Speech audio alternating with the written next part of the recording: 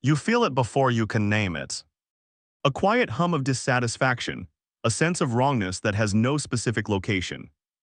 You are not starving, you are not unsafe. By any historical measure, your life is a miracle of stability and comfort. And yet, there is a persistent, low-grade friction against reality. A feeling that you are not quite living the life you were supposed to, that some essential component is missing, or that you yourself are somehow fundamentally misaligned.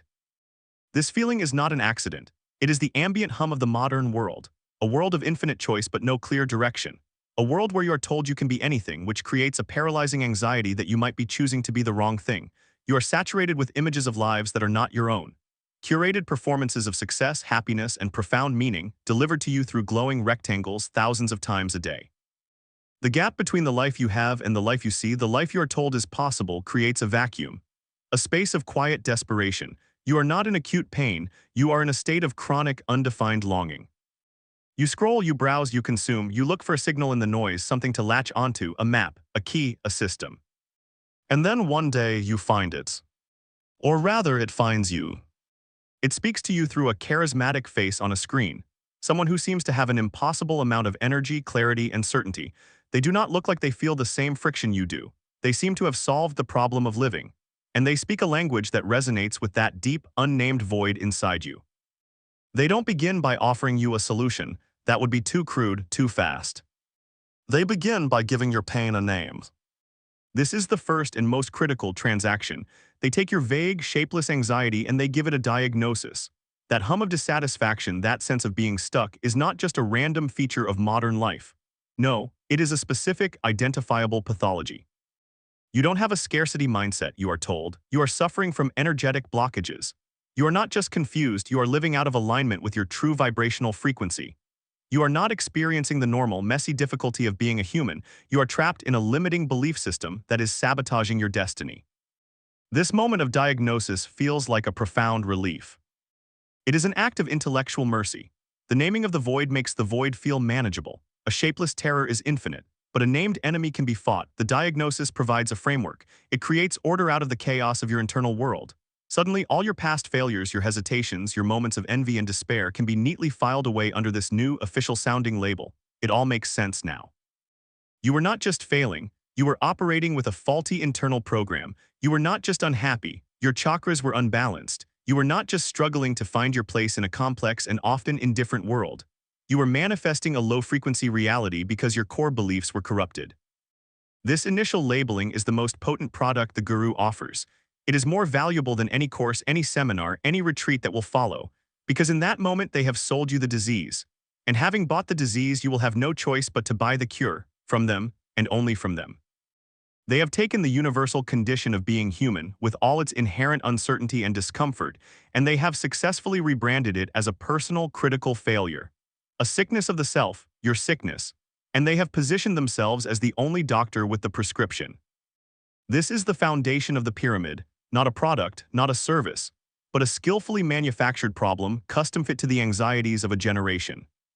The true genius of this model is how it transforms the universal into the intensely personal. Think about the fundamental challenges of a human life. The search for meaning, the fear of insignificance, the difficulty of connecting with others, the anxiety of choice, the awareness of mortality. These are not problems to be solved. They are the very texture of existence. They are the shared, unavoidable conditions of our being here at all. They have been the subject of philosophy, of art, of religion for thousands of years. They are not new, they are not unique to you. But the guru's system performs a subtle, powerful inversion. It takes these vast, impersonal realities and reframes them as your individual fault. Your struggle to find meaning in a secular, fast-paced world is not a philosophical challenge. It is a symptom of your lack of purpose. Your loneliness is not a byproduct of a fragmented and transient society. It is proof of your blocked heart chakra. Your anxiety about the future is not a rational response to economic precarity and global instability. It is a manifestation of your poverty consciousness. This is a deeply seductive proposition, because if the problem is entirely located within you, then the solution must be as well. This is presented as an act of empowerment. You have the power to change your reality. The only thing holding you back is you, but this is a hollow form of power. It is the power of the patient who has been convinced he is sick. The focus is narrowed relentlessly from the outside world to the inside world. Systemic issues, economic realities, social pressures, the sheer random absurdity of life, all of it is erased. It is irrelevant. The entire grand, complex theater of the world is reduced to a simple psychodrama playing out inside your own head. And in this drama, you are both the victim and the culprit. You are the source of your own suffering. Your thoughts, your beliefs, your vibrations are the sole architects of your misery. This is a profound and terrible burden to place on a person, but it does not feel like a burden at first. It feels like control. It feels like a map. If you caused the problem, then you can uncause it. You just need the right instructions. This personalization of struggle is the engine of the entire self-help industry. It atomizes discontent. It takes people who are all feeling the same ambient pressures of a broken culture and convinces them that they are each suffering from a unique personal spiritual illness. It prevents solidarity. It prevents collective questioning. Why critique a system that creates widespread anxiety when you can sell a $1,000 course on how to cure your own anxiety mindset? The guru is not selling a path to understanding the world. They are selling a path to ignoring it. They offer a sanctuary from the terrifying complexity of reality by creating an equally complex, but entirely internal and manageable pseudo-reality. A world of energy fields, manifestation portals, and vibrational frequencies. A world where every external event is merely a reflection of your internal state. In this new world, you are no longer a small actor in a large, unpredictable play. You are the god of your own tiny universe. A universe that conveniently is broken in a way that only the guru's proprietary system can fix. You have been given the lead role in a tragedy of your own making, and the guru is the only one who can sell you a new script. This is the second movement of the scheme. First, name the void. Second, convince you that the void is your fault and only your fault.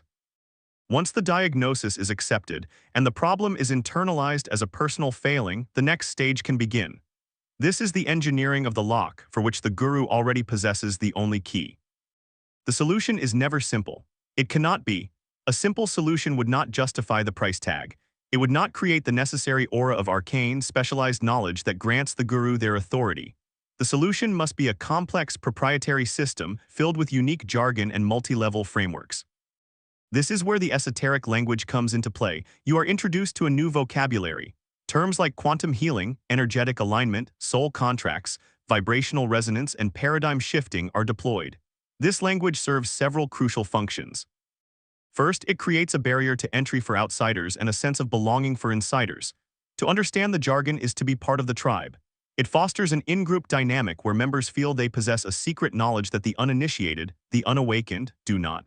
This feeling of being privy to a hidden truth is a powerful psychological incentive. Second, the language is intentionally vague and unfalsifiable.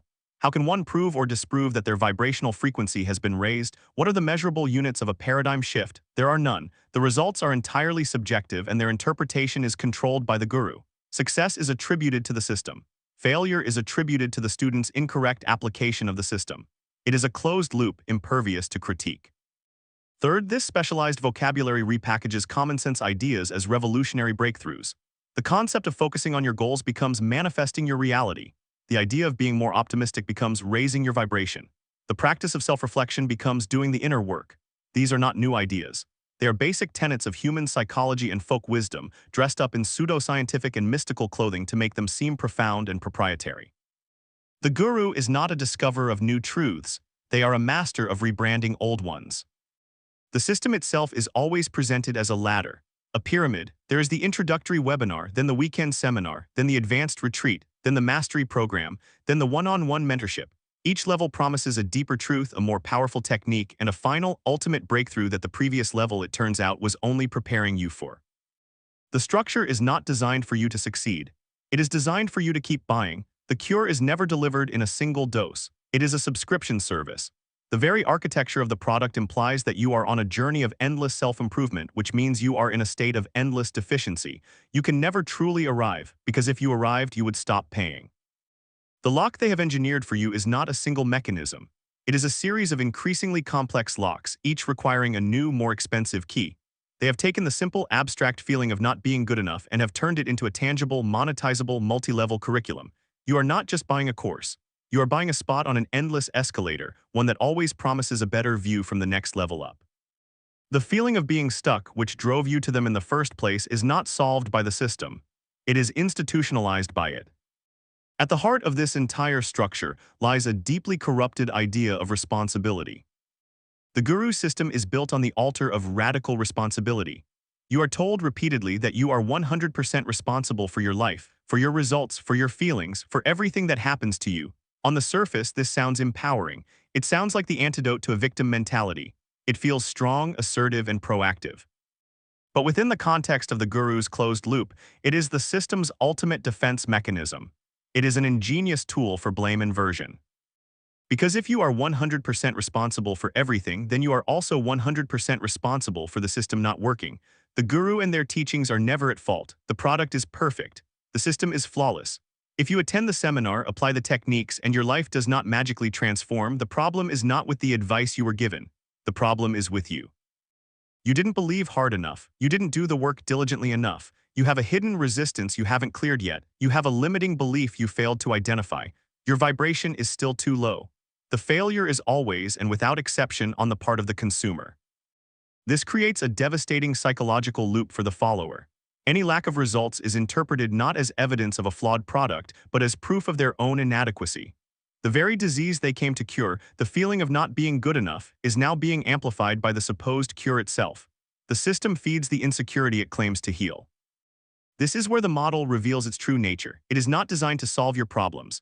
It is designed to make you a better, more committed customer. A person trapped in this loop will not question the guru, they will question themselves, and their response will be to try harder, to invest more, to prove their commitment to the system. They will buy the next course, the more advanced program, desperate to finally get it right. They must discover what is wrong with them. This inversion of responsibility also serves to isolate you. If you express doubt or if you voice that the expensive program is not delivering the promised results, you will be met with a kind of gentle, pitying condescension from others in the group. They will tell you that you need to trust the process, that your skepticism is just your ego resisting the transformation. You will be pathologized for your critical thinking. Doubt is not a sign of intelligence, it is a symptom of your blockage. In this environment, you become responsible not only for your own success, but for maintaining the positive, unquestioning atmosphere of the group. To critique the system is to bring negative energy into the space, to threaten the high-vibration container that the guru has created. You are now responsible for the emotional state of everyone around you. It is a powerful form of peer pressure disguised as spiritual enlightenment. The doctrine of radical responsibility in this context is not a tool for liberation. It is a tool for control. It ensures that the pyramid is always pointing down, with the burden of proof, the burden of effort, and the burden of failure resting squarely on the shoulders of the person at the bottom. The guru remains at the top, untouchable, their system forever pure and infallible, protected by an army of followers who have been taught to blame only themselves. The system cannot remain stable if its members are isolated. For the model to grow, it requires replication. The most insidious phase of this process is when the student, the consumer of the diagnosis, is compelled to become a distributor of that same diagnosis. This is the multi-level marketing component of the soul. It rarely begins as a conscious effort to sell. It begins with the genuine enthusiasm of the newly converted. You have been given a name for your pain, a framework for your life, and a community that speaks your new language. You feel like you have discovered a profound secret, and the natural human impulse is to share it. You start to see the symptoms everywhere. Your friends, your family, your colleagues, they are not just having a bad day, they are living in a low vibration. They are not just struggling with a difficult relationship, they need to cut energetic cords. They are not just stressed about their job, they have a scarcity mindset that is blocking their abundance. You have been given a hammer and now every problem in the world looks like a nail. Your conversations begin to change. You stop simply listening to the problems of others and start diagnosing them. You offer unsolicited advice couched in the jargon of the system. You are not trying to be arrogant. You genuinely believe you are helping. You are offering them the same gift of clarity that you received. The guru and the community actively encourage this behavior. It is framed as spreading the light or raising the consciousness of the planet. But functionally, it is unpaid marketing. Every time you diagnose a friend, you are validating the guru's framework and creating a potential new customer. You become a walking advertisement, a testament to the transformative power of the system. This dynamic creates a social downline. Your own sense of progress and belonging within the community is often subtly tied to your ability to bring others into the fold. The more people in your life who adopt the language and the worldview, the more normal and real your own beliefs feel. It is a form of social proof. If your friends start talking about their chakras and limiting beliefs, it reinforces the idea that you are on the right path. In some more explicit systems, there are financial incentives, affiliate programs, referral bonuses. You might get a discount on the next retreat if you sign up 3 friends. At this point, the line between evangelism and salesmanship dissolves entirely. You are now a commissioned recruiter for the pyramid. But the emotional downline is often more powerful than the financial one. The pressure is to validate your own investment. You have spent thousands of dollars, countless hours, and a significant amount of emotional energy on this path. For that investment to feel worthwhile, the system needs to be seen as legitimate and powerful, and the best way to prove that is to see it work for others. So you proselytize, you recruit, you diagnose. This damages relationships. Friends and family may begin to pull away, tired of being analyzed, tired of having their normal life struggles reframed as spiritual pathologies. They may see what you cannot, that you have stopped being a friend and have become a salesperson for a belief system. But from inside the bubble, this rejection is easily reinterpreted. They are not ready to awaken. They are stuck in their ego. Their resistance is just proof that the system is powerful and threatening to their old, limited worldview. The guru has not just sold you a product. They have sold you a new identity. And that identity is of someone who has the answers, someone who is a little further along the path. An identity that is dependent on the existence of others who are still lost, still in need of the diagnosis you now so freely provide. You have become a volunteer in the manufacturing of the disease. The longer you stay within this ecosystem, the more difficult it becomes to leave. This is not just because of the social pressure or the specialized language. It is because of a powerful psychological mechanism, the sunk cost fallacy. You have invested money, perhaps more than you could comfortably afford. You have invested time attending workshops, listening to podcasts, doing the inner work. You have invested your reputation, telling your friends and family that this is the path, that you have found the answer. You have invested your very identity in this process. As time goes on, you may begin to notice inconsistencies.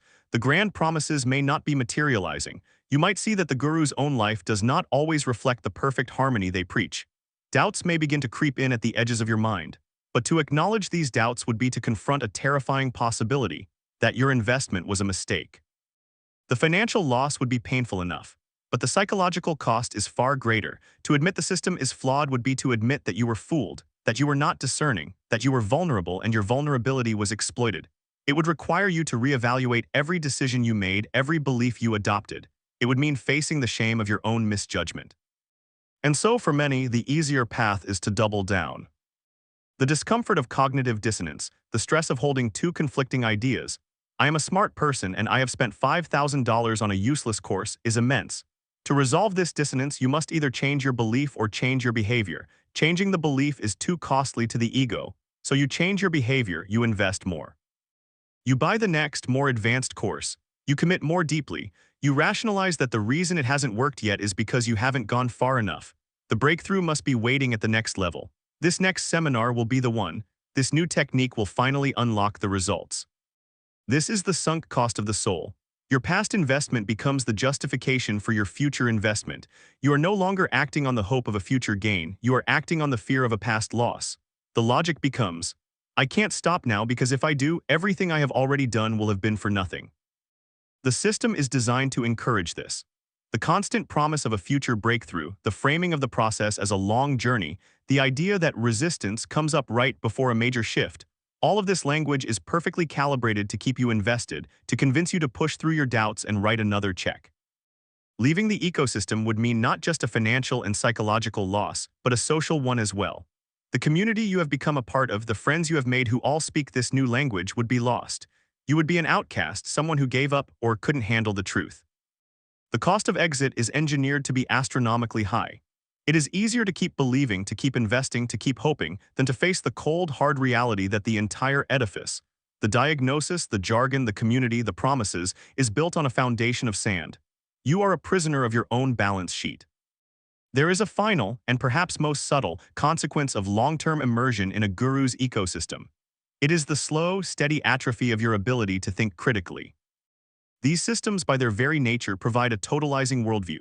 They offer a complete self-contained explanation for everything that happens.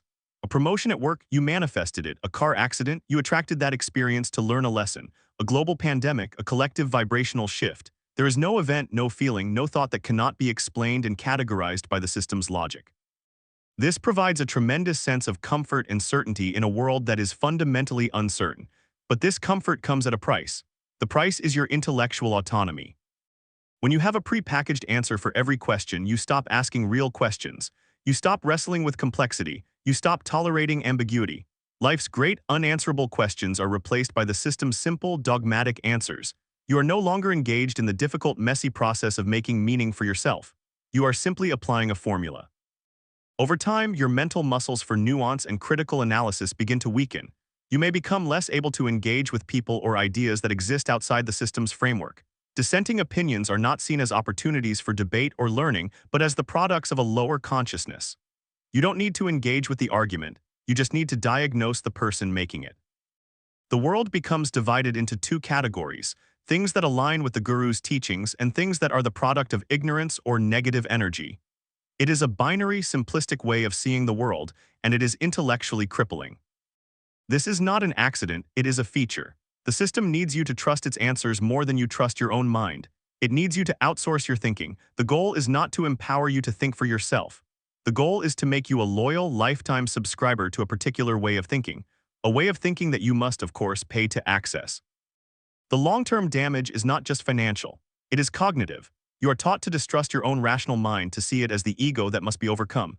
You are encouraged to rely instead on feelings, intuition, and the guru's pronouncements. This creates a state of perpetual dependence. You need the guru, the courses, the community to help you interpret your own life because your own intellectual faculties have been systematically devalued and allowed to atrophy. You have traded the discomfort of real-world complexity for the hollow certainty of a synthetic worldview. The cure for your manufactured disease has been to disconnect you from reality itself. And so you are left with a choice. It is not an easy choice, and it is not a choice that offers any immediate relief. One path is to continue seeking the diagnosis, to keep searching for the guru, the system, the secret knowledge that will finally name your discomfort and sell you the cure. This path feels like progress.